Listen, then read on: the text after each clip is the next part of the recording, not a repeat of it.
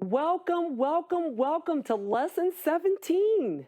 We're going to talk about programming and how to have new beliefs, specifically in relationships. Now, I know more about programming, right? The best part is that you don't have to understand how it works or where it comes from. As long as you follow the rules, you can make things work. Take electricity, for example.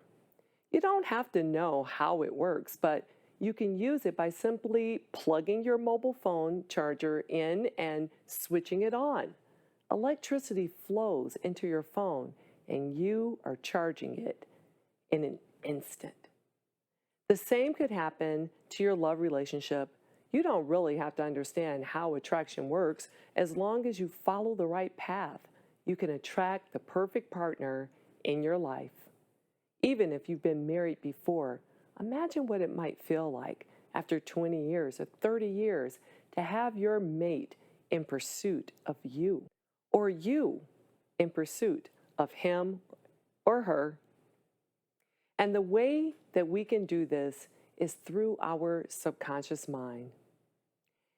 There it is, the subconscious mind, once again. There's a saying, like attracts like. And we become what we think about most of the time. Human beings are habitual creatures. Studies have shown that more than 90% of what we do each day is habitual. They are the thoughts that we have programmed into our subconscious, and we do it without realizing that we are actually doing them. For example, when was the last time that you got into your car and you drove it consciously? See, once we master driving, it's not necessary for us to be conscious when we're driving the car. I want you to compare for just a moment. Remember when you were learning, you got in the car and you were nervous and you put the key in, and the person that was giving you the instruction sitting on the passenger side kept telling you, okay, calm down. It's going to be okay. Just listen to me. Do what I tell you to do. And if I say stop, stop. And there you are, consciously engaging with this car, with this vehicle. And you put the key in, and then you put the car in either reverse or drive. And there you go, driving, paying attention. And then your teacher says, stop, and you hit the brake, and everybody lunges forward, right? Remember that? Or how about when your parent was first teaching you how to brush your teeth and they were telling you how important it was to take your time and to not miss any? So ask yourself, when was the last time you were that focused or that conscious when you were either driving your car or brushing your teeth? Today it's more like, I get in my car, I start it, and the next thing I know, I'm at my destination. That's because it's now in the subconscious. Just like the way you brush your teeth, or the way that you eat, the way that you drive, and so on, these are habitual and performed strictly by your subconscious mind. And that means we can program our minds to attract our ideal person, the one we desire the most in our lives. We spend too much time avoiding what we don't want. In the lessons, we're going to look at the importance of being specific about what you want. We spend too much time avoiding what we don't want. You have to be specific and very detailed about the person you want to attract into your life. It's just like goal setting. You must be crystal clear with the person you want to attract. Vague goals attract vague results. If you are not specific, you might end up attracting the very things you don't want to experience with another person. You want to frequently inject the thoughts and feelings of having what you want in your life. And in this case, you should constantly feel and think about having great times with the person you want to attract. You have to align your thoughts and emotions with the things or the person that you want to attract.